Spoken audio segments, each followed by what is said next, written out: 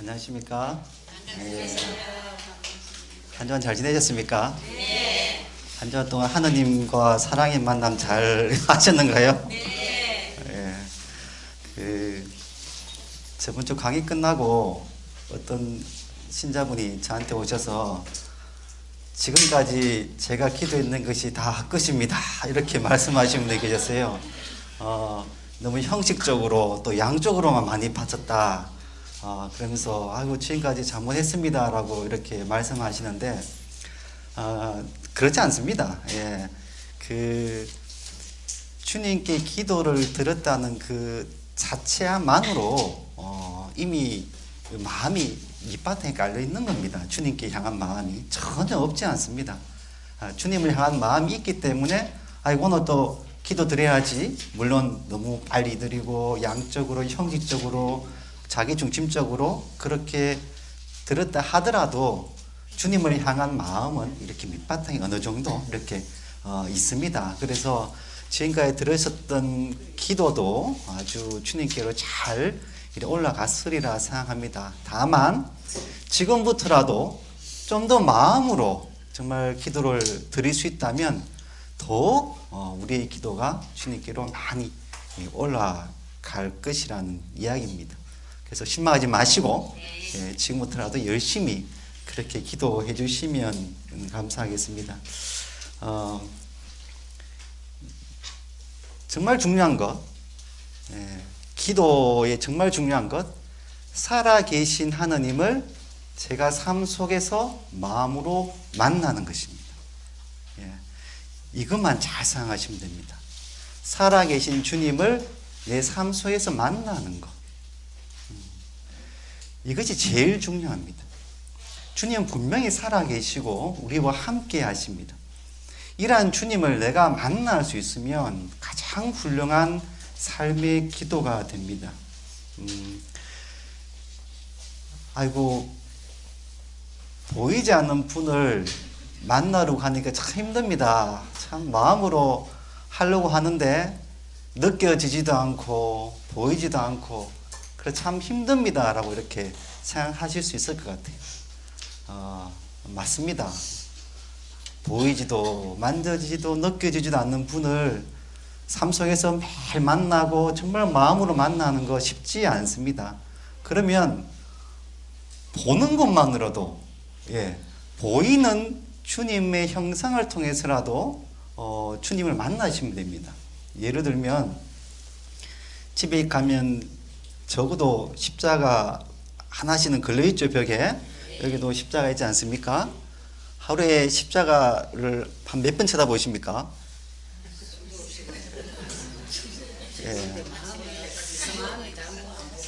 눈은 뭐 지나가면서 계속 십자가를 보더라도 정말 마음으로 주님을 생각하면서 십자가를 보는 경우는 좀 많이 없죠. 그죠? 그것을 지금부터 바꾸면 된다는 겁니다. 집에 있는 십자가를 보면서 주님을 생각하는 것. 맨날 이렇게 집에서 살고 있으면서 십자가를 계속 보고 주님을 생각하는 것은 좀 힘듭니다. 적어도 외출에 나갈 때 아이고 주님 저 나갑니다. 다녀오겠습니다. 예, 맞습니다. 그렇게 인사드리고 나가고 또 외출에 들어올 때도 가장 먼저 주님한테 다녀왔습니다. 이게 주님을 제3의 만나는 거 아니겠습니까? 그죠? 예. 그게 만나는 겁니다. 눈에 보이는 주님을 통해서도 만날 수가 있습니다. 지나가는데 또 뭐 버스 타고 가는데 옆에 성당이 싹 지나간다. 그러면 성당에 계신 그 감실 안에 계신 성체의 주님을 내 안에 이렇게 떠올려 보면서 주님을 생각하면서 성당을 싹 지나가면 그러면 성당을 지나가면서도 또 주님을 생각하게 되겠죠. 12시가 딱 되어서 삼종 기도를 바칠 때 됐습니다. 그때 저번 시간에 말씀드렸던 것처럼 좀 더 마음으로 주님을 이 시간에 만나겠다는 마음으로 다시 정성스럽게 기도를 바치면 그것이 삶 속에서 주님을 만나는 겁니다. 보이지 않는 주님이지만 이렇게 기도를 통해서 매일 하는 기도를 통해서 그리고 눈에 보이는 십자가나 성당 같은 걸 통해서도 주님을 언제든지 생각하고 만날 수 있다는 것입니다. 예, 그렇게만 하셔도 훌륭하게 삶의 기도를 잘 하신다고 할 수 있겠습니다. 저번 시간이 조금 부족해서 말을 이렇게 기도에 대해서 좀 못했던 게 있습니다. 조금만 더 이야기하겠습니다. 기도할 때 정말 중요한 게 하나 있는데요. 이거 빠지면 이 기도를 제대로 잘 안 됩니다. 뭘까요? 예? 예? 예. 예. 맞습니다. 하나님의 뜻을 생각하고 마음으로 생각하고 저번에 또 사랑을 빠지면 안 된다고 말씀드렸죠, 그죠? 제가 말씀드린 거 말고 또 하나가 돼 있습니다. 뭐냐면 겸손한 마음입니다. 겸손한 마음이 없으면 주님께 제대로 기도를 할 수 없습니다. 왜냐하면 기도가 주님이 주도할 수 있도록 제가 맡기는 거라 했지 않습니까? 맡기는 겁니다. 맡기는데 겸손하지 않으면 맡기지 않습니다. 자신의 힘으로 하려고 그러지, 내가 교만한 사람들은 내가 뭔가 잘 할 수 있다는 생각을 가지거든요. 내가 남들보다 뛰어나다는 생각을 가지고 있습니다. 그래서 그런 걸 가지고 주님한테 손을 내밀겠습니까? 안 내밉니다. 버립니까? 안 버립니다. 내가 가진 것이 자기가 생각해도 훌륭하고 좋은데 그걸 왜 버리겠습니까? 내가 가진 것으로 주님께 기도를 드리려고 그러고 주님을 향해서 무언가를 하려고 그러게 됩니다. 그래서 겸손한 사람만이 주님께 내 자신을 봉헌하고 맡길 수가 있습니다. 철저히 자신을 버리기 위해서는 겸손해야 됩니다. 때로는 좀 기도하다가 깊은 체험을 할 수가 있습니다. 정말 너무나 좋은 체험을 했습니다. 그러면 이 체험을 가지고 좀 더 주님께 다가가고 좀 더 깊은 신앙을 할 수 있어야 되는데, 때로는 이것이 또 분신거려가 되면서 교만한 마음을 불러일으키기도 합니다. 내 정말 오늘 좋은 체험을 했어. 정말 주님을 깊이 만났어. 하는 생각이 내 안에 교만으로 자리 잡기 시작하면 그때부터는 주님을 순수한 마음으로 만나지 못하고 온전히 자신을 내어 맡기지 못합니다. 그 자신의 체험, 강한 체험 안에 내가 머물게 되고 그 체험에 내가 갇혀버리게 됩니다. 그래서 내가 기도하는 게 정말 잘하는 거야, 나의 영성이 뛰어나는 거야 하는 교만으로서 남을 바라보게 됩니다. 누가 무슨 말을 하면 뭐 시시하게 별거 아니면서 난 더 큰 체험했는데 뭐 이렇게 교만하게 되죠. 그렇게 되면 자신 안에, 자신의 영성 안에, 자신이 바라보는 주님 안에 갇혀버리게 됩니다. 이것은 그런 체험을 하기 전보다도 훨씬 못한 상태가 됩니다. 그 크신 주님을 내가 체험한 작은 것 안에 다 가둬버리고 이것이 전부인 양 그래 살아갈 수가 있습니다. 그 때로 이런 말을 하신 분이 있을 수가 있습니다. 기도는 이렇게 해야 돼. 영성은 이런 것이 영성이야. 이것이 자기 교만에서 나오는 거고, 자기 안에 갇혀있는 그 하느님을 이렇게 자기 안에 가둬놓고 하는 말입니다. 그러면 안 됩니다. 주님에 대해서는 항상 개방적이어야 됩니다. 항상 열어놓고 있어야 되고 겸손해야 됩니다. 그래야지 언제 어디서나 나에게 다가오시는 주님을 만날 수가 있고 내가 기꺼이 그분께 내 자신을 맡겨드릴 수가 있습니다. 그래서 겸손은 기도 생활에 정말 필수적입니다. 기도가 잘 된다 하면 할수록 내가 정말 교만하지 않은가 하고 자신을 돌아볼 수 있어야 됩니다. 그러시면 됩니다. 그리고 기도를 하다 보면 정말 방해꾼이 하나 있습니다. 뭘까요? 예, 맞습니다. 분심. 기도를 분심과의 싸움, 전쟁 이렇게 표현하기도 합니다. 분심이 들면 어떻게 하십니까? 분심이 막 떠오르잖아요. 어떻게 하십니까? 지나가게 기다리십니까? 잘하시네요. 네. 이 분심을 없애야지 하고 절대 싸우지 마십시오. 싸우면 싸울수록 손해입니다. 네. 분심하고 싸운다고 주님을 못 보게 되는 거죠. 누가 주님하고 대화하고 있는데 장사꾼이 막 옆에서 막 이야기를 합니다. 그러면 지금 주님하고 대화하니까 말하지 마세요 하고 그 사람은 막 싸우는 순간 주님은 홀로 계시는 거죠. 오히려 그때 무슨 말 하든지 한쪽으로 듣고 한쪽으로 흘려버리면서 주님께 집중을 하면 더 주님과 함께 오래 머물 수가 있습니다. 빛이 있고 어둠이 있는데 어둠이 나를 막 끌어당깁니다. 그러면 어둠에 내가 넘어가지 않으려고 어둠을 떨쳐버리려고 막 싸우잖아요. 그러면 힘만 다 빠지고 시간만 소모하게 됩니다. 그냥 빛으로 나아가면 어둠은 자연스럽게 사라집니다. 빛으로 나아가기만 하면 됩니다. 분심이 막 들 때 마찬가지입니다. 분심이 막 들 때 그냥 다시 한번 분심에 매이지 않고 주님의 현존을 의식하면서 주님을 바라보면 분심은 사라집니다. 오히려 미사 드리는데 핸드폰 소리가 좀 울렸습니다. 그러면 갑자기 막 어떤 분들은 분노가 막 일어납니다. 어떻게 미사 시간에 저렇게 핸드폰을 켜놓을 수 있나 하고 막 이럽니다. 그러면서 어떻게 신앙심도 없는 사람하고 막 이렇게 비판을 할 수도 있습니다. 미사가 주님의 은총이 막 쏟아지는 정말 중요한 그런 시간이거든요. 그 중요한 시간에 내 안에 불만을 가득 품고 남에 대한 어떤 미움 마음을 가지고 있으면 은총 못 받습니다. 그죠?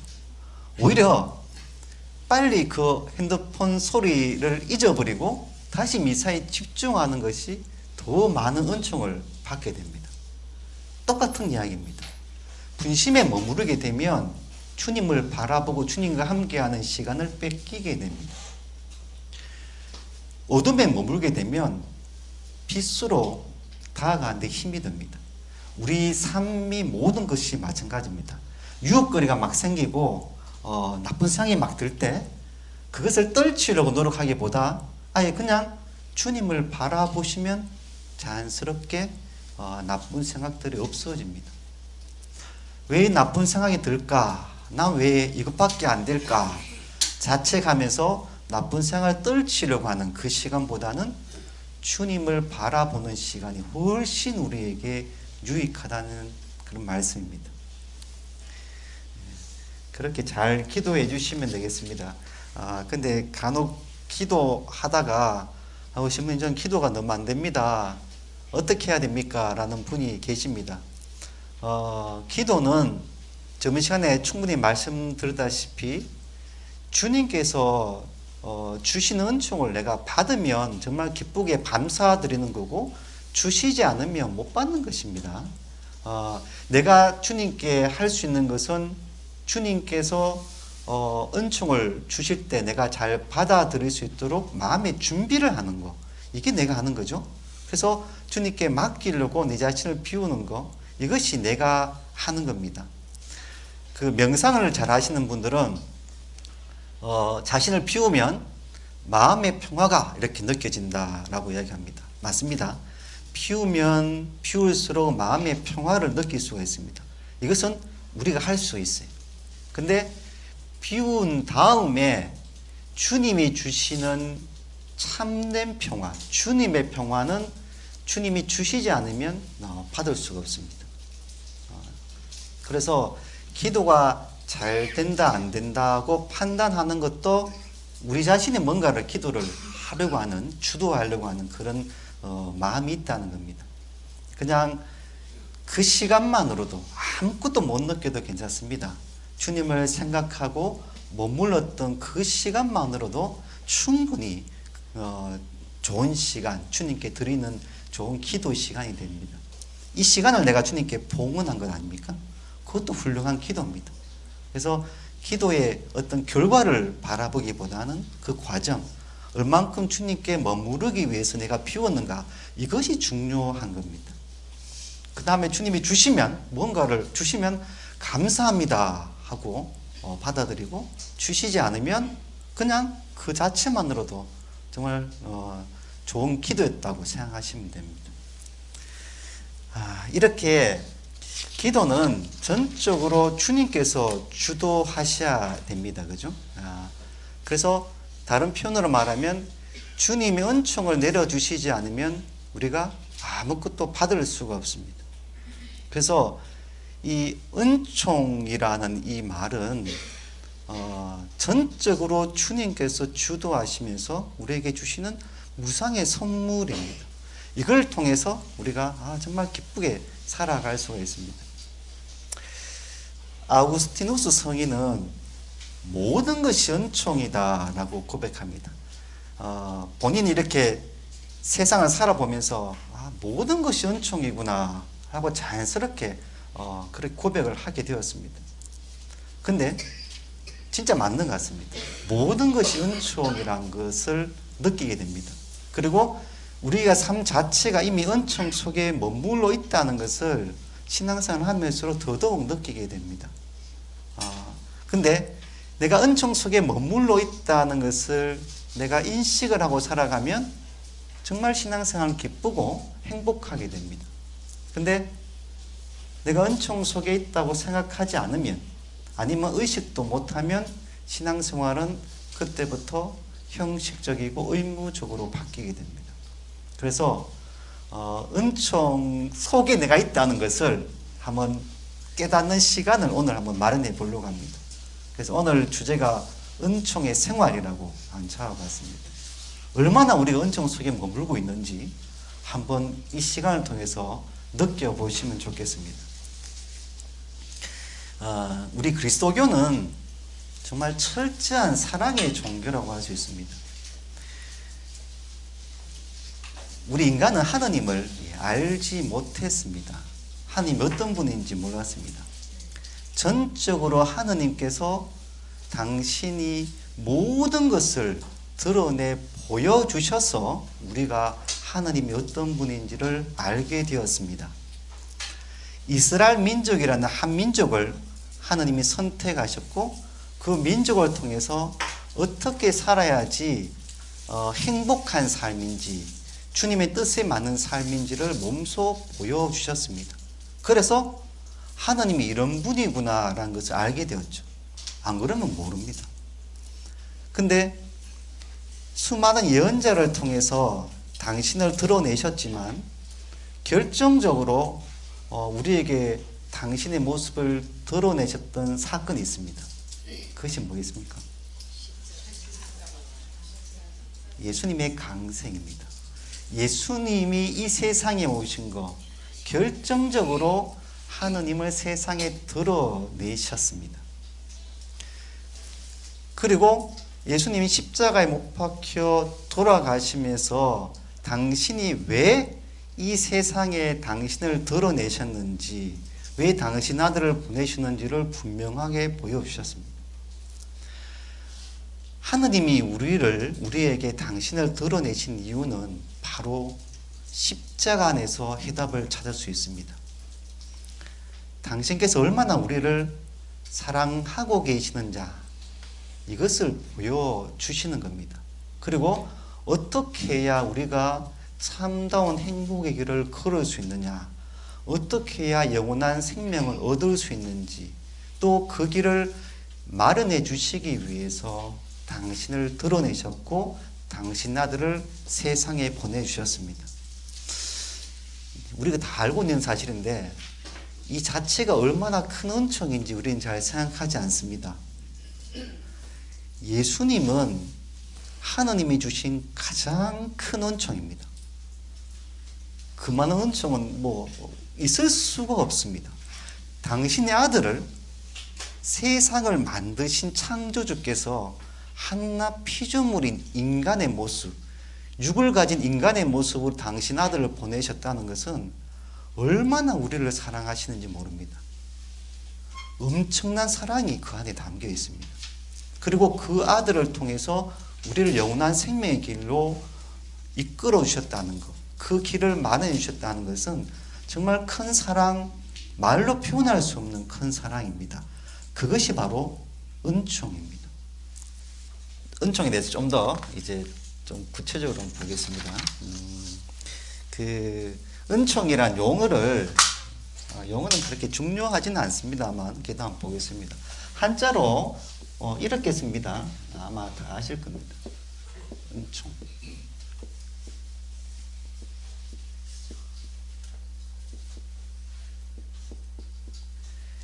이 은자가 무슨 은자입니까?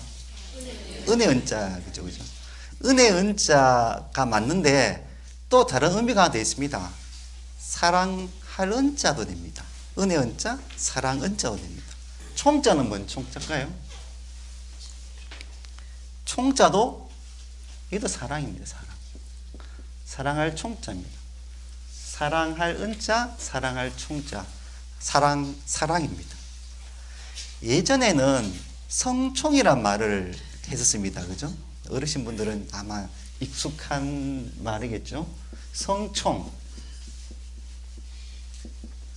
성은 뭐 다 아시겠지만 거룩하다라는 것이죠. 거룩하다라는 것은 하느님한테만 우리가 쓸 수 있는 말입니다. 거룩하다는 표현은. 그래서 하느님과 관계된 것에 우리는 성자를 붙입니다. 성교회, 축성, 이런 식으로 거룩한 성자는 하느님과 관계된 것에 이렇게 붙이는데, 우리도 사실은 그 거룩한 사람들입니다. 왜냐하면 축성 성류로 도유를 받았거든요. 세례 때. 축성, 거룩한 하느님의 축복이 내려졌던 그 성류를 받으면서 도유된 사람들, 다르게 말하면 거룩함으로 불리움을 받았던 사람들입니다. 그것은 하느님이 거룩한 거니까 거룩하지 않은 것은 행하지 말고 거룩한 것을 행하라고 이제 우리는 그런 불리움을 받고 그렇게 된 사람들입니다. 하느님과 반대되는 거 하시면 안 된다는 이야기죠. 예. 우리 존재 자체가 그렇습니다. 세례를 받는 순간부터. 이렇게 성총이란 말은 거룩한 사랑이죠. 그죠? 거룩한 사랑. 거룩하는 하느님에게 속하는 단어라 있습니다. 그래서 이 은총이란 말은 성총의 말을 함께 포함하고 있습니다. 성총이 은총의 말을 좀 더 구체적으로 표현했다고 할 수 있습니다. 그래서 은총, 성총이란 말은 한 단어로 말하면 두 단어네요. 하느님의 사랑입니다.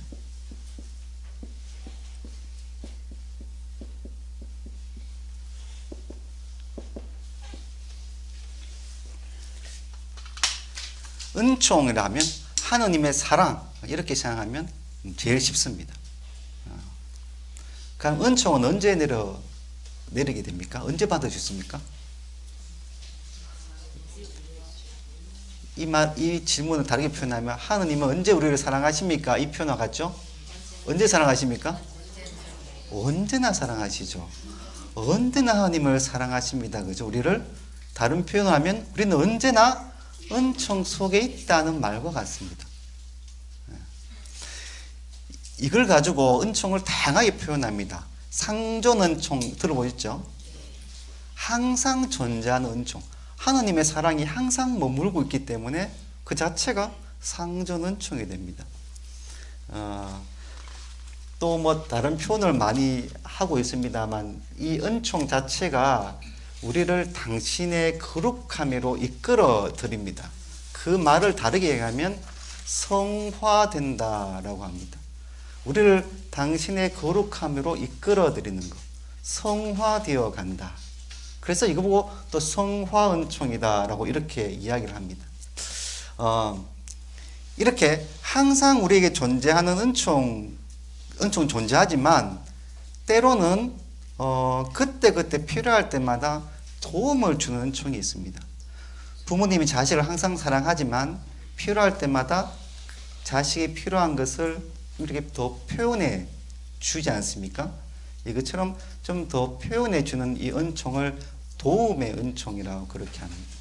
이것을 한 번 더 구체적으로 보도록 하겠습니다. 이 은총은 외적인 것과 내적인 것이 있습니다. 외적인 것은 드러나는 있는 은총이죠. 누구나 눈에 볼 수 있는 은총입니다.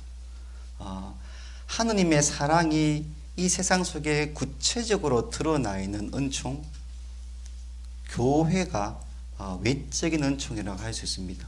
또 뭐 있을까요? 성사, 하나님 사랑을 드러내는, 은총을 드러내는 것이 성사입니다. 또한 하느님 말씀이 담겨있는 성경, 이런 것이 다 외적인 은총이라고 할 수 있습니다. 내적인 은총은 개개인에게 주어지는 은총입니다. 보통 우리가 말하고 하는 것을 모두 다 내적인 은총이라고 할 수 있습니다. 우리를 거룩하게 변화시키도록 성화될 수 있도록 이끌어 가시는 은총, 그것을 성화 은총이라고 합니다. 영원한 생명에 참여할 수 있도록 우리에게 생명력을 불러일으켜 주시는, 생명을 주시는 은총, 생명의 은총, 이렇게 표현합니다. 우리가 사실은 은총을 구분한다는 것은 참 말이 안 됩니다. 우리가 부모님 사랑을 구분할 수 있습니까? 구분할 수 없죠. 하나님의 사랑을 구분할 수가 없습니다. 구분할 수 없는 겁니다. 그렇지만 주님의 사랑이 워낙 크기 때문에, 주님의 은총이 워낙 크기 때문에 이것을 우리가 이해하기 위해서 좀 이렇게 구분해서 이렇게 말을 하는 것, 그밖에 없습니다. 그래서 구분하는 것은 중요한 것이 아니고요, 하나님이 이렇게 우리에게 은총을 주신다는 것을 깨닫는 것이 중요합니다. 여기에 초점을 맞추고 한번 보도록 하겠습니다.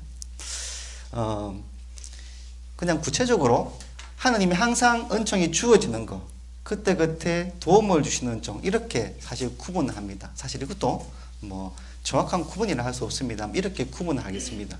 아마 항상 우리에게 주어지는 은총을 상존 은총, 생명의 은총, 그리고 성화 은총이라고 그렇게 표현을 합니다.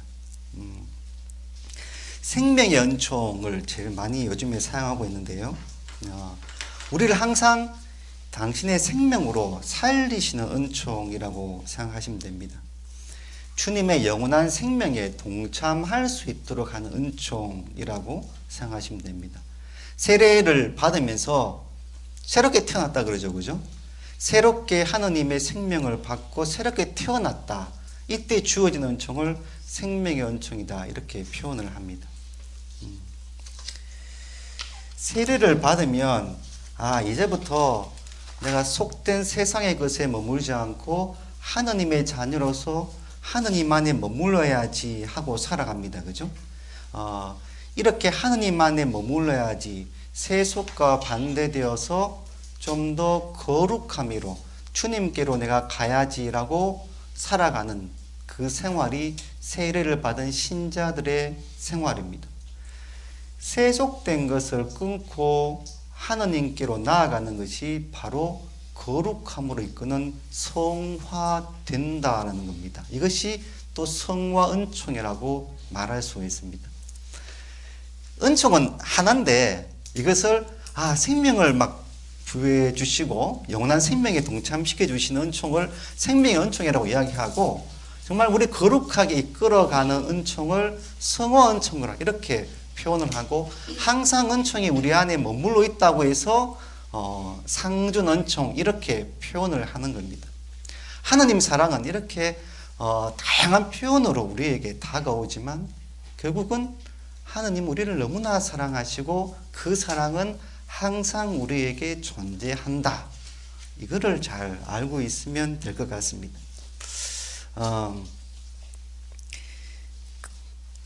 그때 우리가 필요할 때 도움을 주는 은총을 우리가 도움의 은총, 한자로 조력 은총이라고 이야기합니다.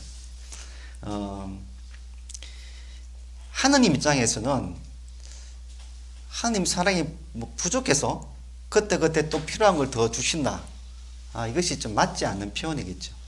하나님 사랑은 이미 완전해서 그 사랑 안에 우리가 그 은총 안에 우리가 이미 담겨져 있습니다. 그래서 더 보태서 뭔가를 주시는 것은 아니지만 우리가 필요해서 주님께 청하고 그것이 이루어지면 주님께서 은총을 주셨다 우리가 느끼게 됩니다. 그래서 우리 인간의 입장에서 보면 그것이 도움의 은총이 되는 겁니다. 하나님 사랑은 하나입니다. 근데 우리 인간의 입장에서 이렇게 좀 더 이해하도록 표현을 하는 겁니다. 근데 이 도움의 은총을 우리가 잘 인식하고 잘 청하고 그렇게 살아가면 신앙생활이 많이 깊어지고 구원에 대한 준비를 갖추게 됩니다. 그 도움의 은총이라는 것은 우리는 인간의 자유의지를 가지고 있습니다. 모든 것을 우리가 선택하고 마음대로 할 수 있는 자유의지를 주님께서 주셨습니다. 악을 선택할 수도 있고 하느님이 주신 하느님께서 이끄신 선을 선택할 수도 있습니다. 근데 하느님이 주신 이 선, 하느님께로 나아가는 것을 우리가 선택할 때 우리에게 행복이 있고 또 구원의 길이 열려 있습니다. 그렇기 때문에 그 길로 잘 갈 수 있도록 그때그때 우리를 도와주는 은총입니다. 그래서 이 도움의 은총은 인간의 자유의지 안에서 활동하시는 거지 강제로 확 끌고 가지는 않으십니다. 우리가 선택할 수 있도록 해주십니다. 선택은 우리에게 맡겨 주십니다. 그래서 인간의 양심과 의지, 이성을 통해서 정말 이렇게 선한 것을 선택하도록 자꾸 깨우쳐 주시는 그것이 도움의 은총입니다. 또한 외적으로도 도움을 우리에게 줄 수 있습니다. 오늘 가다가 그 천사를 만났어. 뭐 이런 말을 하시죠. 그 천사가 도와줘가지고 오늘 큰일 날 뻔했는데 그 위험에서 이겨냈다. 그 천사가 외적인 도움의 은총입니다. 하느님은 우리에게 은총을 내리실 때 이 세상 모든 걸 통해서 우리에게 도움을 주십니다. 당신 손길을 펼쳐 주십니다.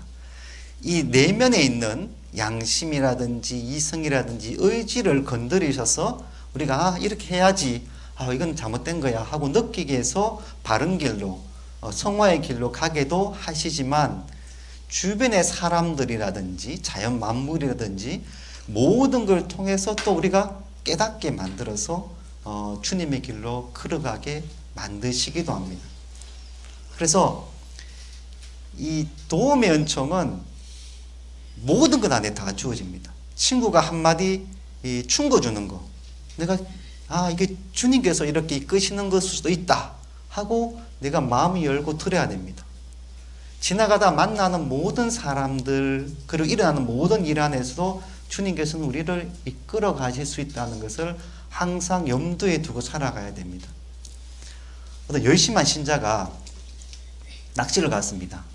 낚시에 가가지고 낚시를 열심히 하다가 갑자기 폭우가 막 쏟아졌어요.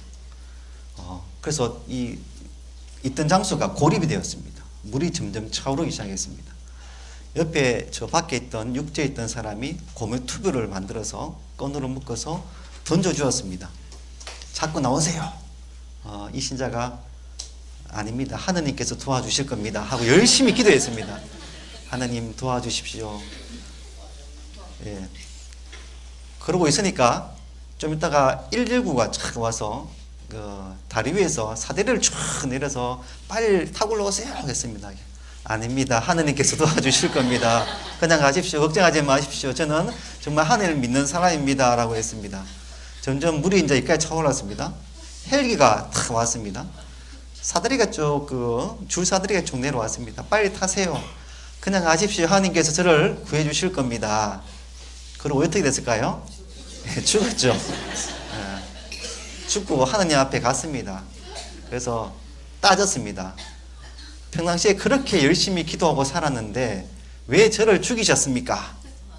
하느님 말씀하시기를 네가 그렇게 청하기에 고무튜브를 사람을 통해 던져주었고 119 차를 통해서 사다리를 내려주었고 헬기를 통해서 너를 구원하려고 다 보냈는데 그 다 거부했지 않느냐?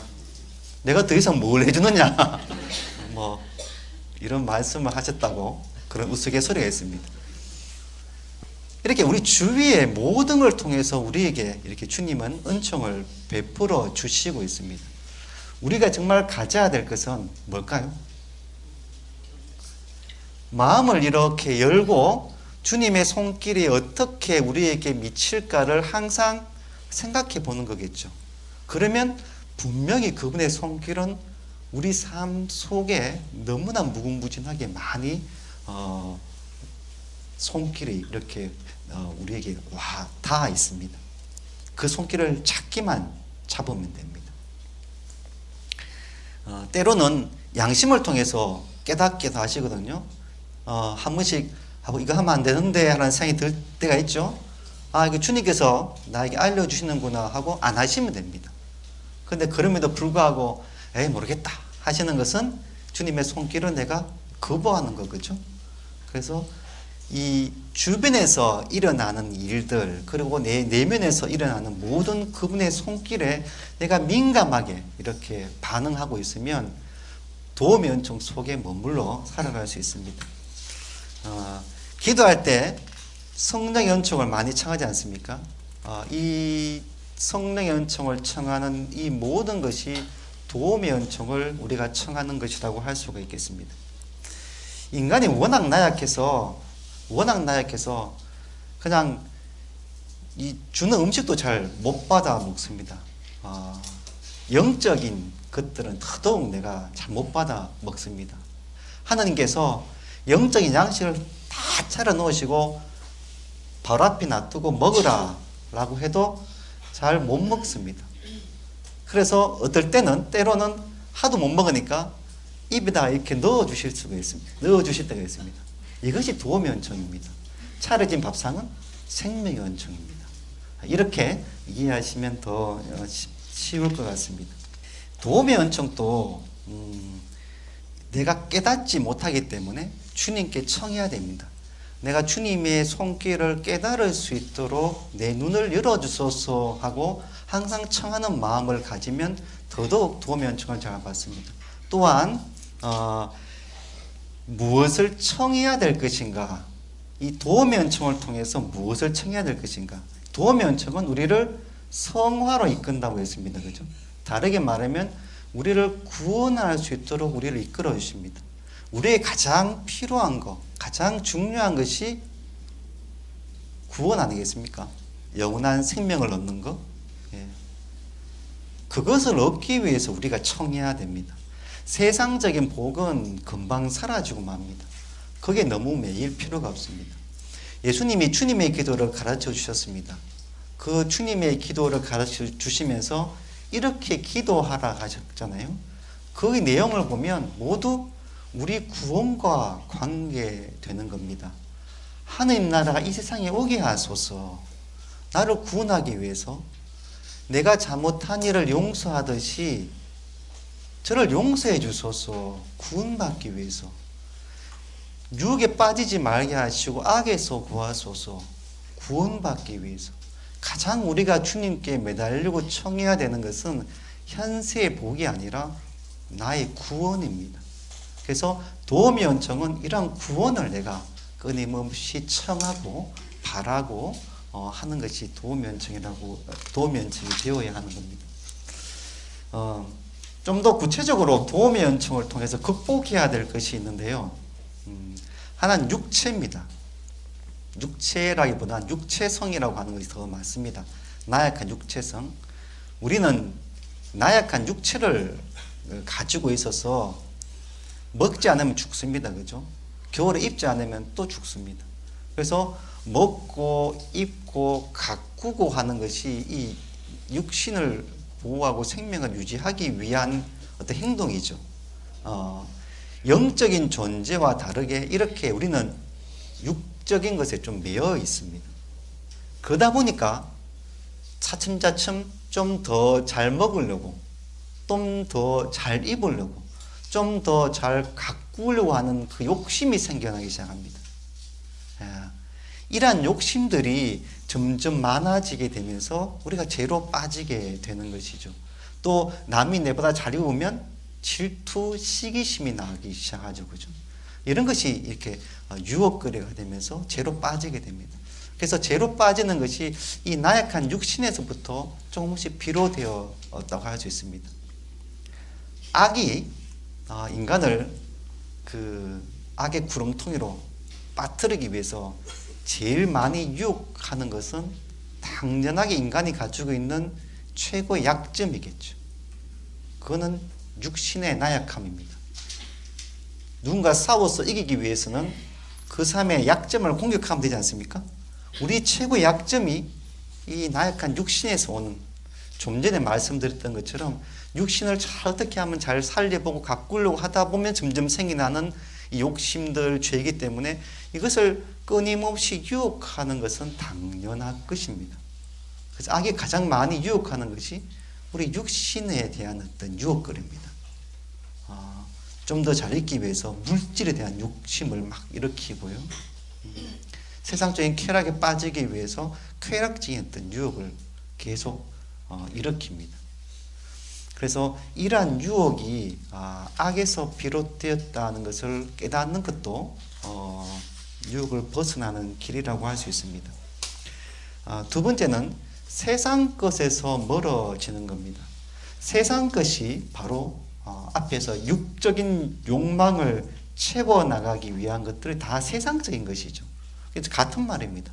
세상 것에서 멀어지게 만드는 것이 도면총, 절실히 우리가 받고 성화되어가는 길이라고 할 수 있습니다. 세상의 것은 우리가 세상 속에 살고 있기 때문에 좋은 건지 나쁜 건지 모르고 많이 매어 살아갑니다. 하루 종일 세상 일을 생각하면서 많이 살아가죠. 그러다 보면 점점 주님과 멀어지게 됩니다. 주님을 생각하지 않게 됩니다. 주님은 우리를 당신의 빛의 자녀로 부르시고 계신데 우리는 빛의 자녀가 아니라 세상의 자녀처럼 이렇게 살아갈 때가 많습니다. 빛의 자녀로서 살아가기 위해서 세상 것, 세속적인 것에서 자꾸 벗어나려고 노력해야 됩니다. 그리고 마지막으로는 악에서부터 벗어나는 것, 다 앞에 했던 것 같은 이야기입니다. 육신의 나약함에서 야약함 이겨내는 것, 세상적에서 세속적인 것에서 벗어나는 것, 이 모든 것이 또 악의 유혹을 차단시키는 것이 되기도 합니다. 악은 끊임없이 이 세상적인 것을 통해서 우리를 유혹하고 있기 때문에 이것이 악의 유혹이다 하는 것을 의식하고 살아가게 된다면 더더욱 주님께 나아가는 그 도면총을 잘 받아들일 수 있습니다. 도면총은 우리를 죄에 빠지지 않도록 도와줍니다. 하나님께 나아가기 위해서 가장 먼저 해야 되는 것은 내 자신을 정화시키는 겁니다. 그러기 위해서 회개는 필수적입니다. 예수님이 오시기 전에 세례자 요한이 회개하시오 하고 광야에서 외쳤습니다. 예수님을 받아들이기 위해서 가장 우선적으로 해야 되는 것이 회개였습니다. 회개는 주님께로 우리 마음을 돌리는 것이 회개입니다. 그래서 도면청은 주님께로 우리 마음을 돌리게 하는 그런 은총이라고 해도 됩니다. 그것이 우리를 성화시키는 것이죠. 그래서 항상 내가 이 주님과 멀어져 살아가는 것이 무엇인지를 끊임없이 성찰해 봐야 됩니다. 주무시기 전에 하루의 삶을 이렇게 돌아보시면서 내가 주님과 멀어졌던 것이 어떤 부분이 있었던지, 혼자 내 이기심에 맞게 살아갔던 것이 무엇이었는지를 이렇게 곰곰이 한번 돌아보시는 것이 우리가 성화의 길을 이끌어가는 아주 중요한 부분이라고 할 수 있습니다. 이렇게 회개하는 것이 성화의 시작이라고 할 수 있는데요. 이 하느님의 사랑을, 이 은총을 제가 쭉 설명을 드렸는데 좀 더 쉽게 설명을 한번 드려보겠습니다. 정말 쉽게 하느님의 은총을, 하느님의 사랑을 깨달을 수 있는 방법이 방법이라기보다는 이해할 수 있는 어떤 그런 표현이 있습니다. 뭐냐면 사랑하게 되면 가장 먼저 일어나는 현상이 뭘까요? 잘 보이려고? 아, 맞네요. 잘 보이려고 노력하겠다. 그죠? 아.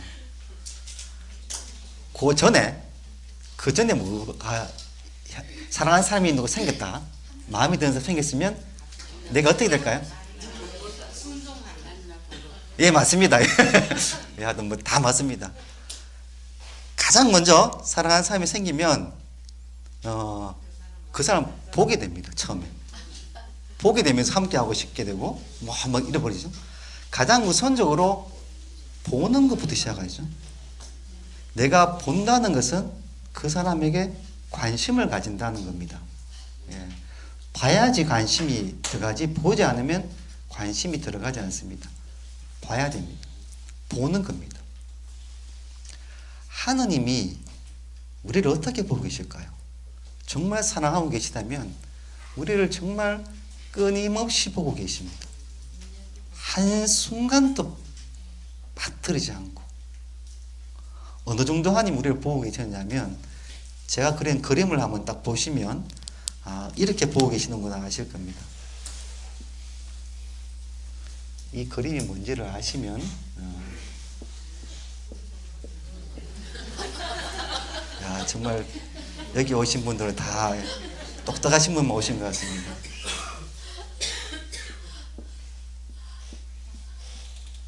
지금 이 그림이 뭔가 같습니까? 그죠? 큰 눈동자 안에 사람이 들어가 있죠, 그죠? 예. 이 눈동자가 하느님의 눈동자입니다. 하느님께서 인간을 바라보시는데 그분의 눈은 워낙 크시죠, 그죠? 그냥 바라보실 정도가 아닙니다. 그 눈 안에다가 인간을 이렇게 넣어버리십니다. 우리가 그분의 눈 안에 들어와 있습니다. 보는 거에 절정이라고 할 수 있겠죠. 내 눈에 넣어도 안 아플 자식들, 이런 표현하지 않습니까? 정말 사랑하면 너무나 계속 보게 되고 눈에 넣고 싶을 정도로 사랑하게 되죠. 주님 우리를 너무 사랑하시기 때문에, 우리를 끊임없이 지켜보시기 때문에 당신 눈동자 안에 우리를 이렇게 담아두고 계십니다. 우리가 지금 이렇게 살아가고 있다는 겁니다. 정말 놀라운 일이거든요. 이것이 은총입니다. 주님의 사랑이 은총이라고 했지 않습니까? 그분이 나를 한 번도 눈동자를 단대 돌리지 않고 끊임없이 나를 보고 계신 거, 이것만큼 큰 사랑이 있을까요? 당신 눈동자에 나를 담아두고 계신 거, 이것만큼 더 큰 사랑이 없습니다. 이거 안에 모든 은총이 다 들어갑니다. 사랑이 항상 존재하고 있죠? 상전 은총입니다. 당신 눈동자에 담아두신다는 것은 당신은 거룩함 그 자체입니다. 거룩함 자체 안에 우리를 담아두신다는 것은 우리를 성화로 초대하시고 이끄신다는 이야기고, 당신의 영원한 생명 우리를 담아두신다는 이야기가 됩니다. 이 자체 안으로 우리가 은총 속에 살고 있다는 것과 같아집니다. 이겁니다. 근데 우리가 너무 안타까운 것은 주님의 눈동자 안에 들어와 있으면서도 주님과 눈을 안 마주쳐요. 눈을 안 마주치고 살아갑니다. 눈만 마주치면 되는데 눈을 안 마주칩니다. 그래서 때로는 눈 마주치라고 한 번씩 쿡쿡 찔러주시는 것이 도움의 은총입니다. 다른 것이 아닙니다. 우리가 고통스러운 것은 왜 고통스러웠냐면요, 세상을 바라보기 때문에 고통스럽습니다. 고통은 세상 안에 있습니다. 세상을 바라보면 그 안에 고통이 있습니다. 어려움, 힘듦이 있습니다. 예수님이 그러셨죠? 나에게 오라. 나는 내 멍에는 편하고 내 짐은 가볍다. 주님 안에 있으면 무거울 것도 없고 고통스러운 것도 없습니다. 주님의 눈동자 안에 들어와 있는 우리가 주님을 바라보지 않고 내가 정말 얼마나 은총 받고 있다는 것을 느끼지 않고 그냥 세상을 바라보고 있으니까 고통이 있는 겁니다. 시퍼런 칼날 앞에 목숨의 위태로움을 받고 있던 순교자들이 기쁘게 웃을 수 있었던 것은 그 목숨을 빼앗아갈 수 있는 그 순간에서 주님의 눈동자를 보았기 때문입니다. 세상을 보았으면 두렵고 떨리고 무서워서 배교를 해버리죠. 근데 주님의 눈동자와 마주쳤기 때문에 이 칼날은 무섭지 않습니다. 고통도 아닙니다. 기쁘게 그것을 받아들이고 순교하게 되는 거죠. 바로 이것입니다. 우리가 우리의 삶 자체가 이렇게 은총 속에 머물러 있습니다. 그냥 주님과 시선을 마주치면 세상적인 고통이 우리에게 오지 않습니다. 근데 자꾸 세상을 바라보고 있고 세상 속에 머물려고 하니까 이 고통이 있고 힘든 어려움이 자꾸 찾아오게 되는 겁니다. 우리가 이러한 은총 속에 머물고 있지만 잘 그것을 못 깨닫고 살아갈 때가 많기 때문에 주님이 이런 상태라는 것을 깨닫고 살면 이 그림 항상 기억하십시오. 힘들 때, 고통스러울 때, 내가 주님 안에 있구나. 눈동자 안에 주님의 눈동자와 마주쳐야지. 그러면 고통은 사라집니다. 그런데 이걸 잘 못 깨닫고 살아갈 때 그게 나약한 우리 인간이죠. 그죠? 그래서 주님께서 그걸 너무나 잘 아시기 때문에 그러면 눈에 보이고 느껴질 수 있도록 당신 사랑을 표현해 주셨습니다. 은총을 구체적으로 표현해 주셨습니다. 그게 뭔지 아십니까? 성사입니다. 성사. 먼저 당신 사랑을 구체적으로 표현했던, 제가 앞에 말씀드렸죠. 가장 큰 은총이 뭐라고 했습니까? 가장 큰 은총이 예수님이 이 세상에 오셔 보내주신 게 가장 큰 은총이라 했지 않습니까? 그래서 가장 큰 은총이 그것이 예수님이었기 때문에 예수님은 가장 큰 예수님의 사랑을 세상에 보여주셨던 원성사라고 이야기합니다. 성사는 칠성사만이 아닙니다. 당신의 사랑을 눈에 보이게 보여주셨던, 그 은총을 느끼게 보여주셨던 것이 성사입니다. 예수님이 원성사입니다. 그러고 난 다음에 교회를 통해서 당신의 사랑을 또 드러내주셨습니다. 교회는 예수님의 또 성사라고 이렇게 표현을 합니다. 이 교회는 좀 더 구체적으로 우리 삶 속에서 어떻게 당신의 그 사랑을 깨닫고 그 은총 속에 살아갈까라고 표현했던 것이 칠성사입니다. 주님께서 만들어주신 거죠. 교회를 통해서. 그 칠성사입니다. 세례 때부터 우리가 죽을 때까지, 병들어 살 때까지 모든 중요한 순간순간마다 은총을 받을 수 있도록 만들어주신 것이 성사입니다. 그러면 우리가 매번 이렇게 살면 좋겠지만 이렇게 안 되더라도 성사 생활만 잘 해도 항상 은총 속에 머물러 살아갈 수 있다는 이야기죠. 죄를 지어서 주님과 멀어졌습니다. 그러지 말고 당신 은총 속에, 당신 사랑 속에 머물러라 하면서 마련해 주신 성사가 고해성사 아닙니까? 그런데 어떻습니까? 고해성사 보러 갈 때 너무나 의무적으로, 형식적으로 많이 갑니다. 판공성사 하라고 하니까 이거 안 하면 또 냉담자 표시되니까 또 막 성사 보러 가시는 분들도 계십니다. 주일미사 참여 안 하면 고해성사 봐야 되니까 그게 또 힘들어서 주일미사 참여하신 분도 또 계십니다. 우리가 주님께서 은총 속에 머물라고 이렇게 마련해 주신 성사조차도 형식적으로 돼버리면 우리 신앙은 의무적으로 받게 되지 않습니다. 형식적으로 받게 되지 않습니다. 미사 중에 정말 너무나 큰, 말로 표현을 못할 당신의 사랑을 주십니다. 무엇일까요? 성체죠. 당신이 어떤 것을 다 주셔도, 눈동자에 담아두시고 어떤 걸 다 주셔도 이걸로도 당신은 우리에 대한 사랑이 부족하셨나 봐요. 더 큰 사랑을 주시기 위해서 하잘것없는 물질로 오셨습니다. 그리고 그 물질을 통해서 영적인 일치뿐만 아니라 육적인 일치까지도 같이 이루려고 성체로 우리 몸에 들어오십니다. 이건 놀라운 은총입니다. 놀라운 그분의 사랑입니다. 그 은총 사랑이 미사 때마다 이루어지고 있습니다. 미사 때마다. 근데 성체도 계속 모시다 보니까 점점 더 형식적으로 그냥 받아 모시게 되죠. 우리 삶 곳곳에 성사를 통해서 당신의 손길을 통해서 당신의 은총을 베풀어 주십니다.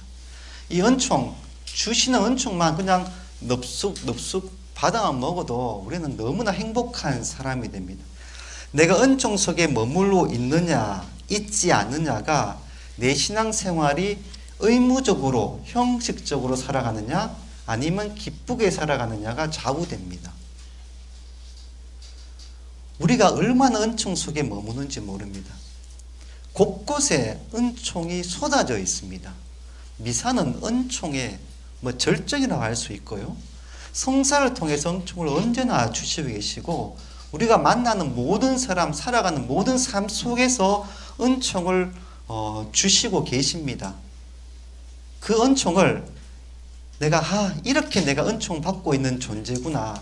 내가 이렇게 주님의 소중한 존재, 주님의 사랑받는 존재구나 라고 생각하고 살아간다면 신앙생활은 기쁠 수밖에 없습니다. 이거를 모르기 때문에, 느끼지 않기 때문에 신앙생활이 어려운 생활이 됩니다. 억지로 주임에서 참여해야 되고 뭔가를 해야 되고 교무금을 내야 되고 뭔가를 행사를 해야 되고 간부를 해야 되고 다 일거리가 되어버립니다. 은총 받기 위해서 내가 성당에 오고 정말 은총 속에 머물기 위해서 살아간다. 그것이 바로 신앙생활입니다. 의무를 이행하는 것이 아니라 은총 속에 머물기 위해서 정말 행복해지기 위해서 신앙생활한다. 이렇게 마음 가지고 한번 살아보십시오. 오늘부터 정말 신앙생활이 기쁘게 될 겁니다. 기쁘게 사십시오. 네, 우리 너무 은총받은 소중한 존재입니다. 주님의 눈동자 꼭 잊지 마시고 또 살아가시기 바랍니다. 다음 시간에는 또 다른 주제로 영적 여정이라는 주제로 이게 다 이어집니다만 영적 여정이라는 주제로 다시 한번 또 찾아뵙도록 하겠습니다. 경청해 주셔서 대단히 감사합니다.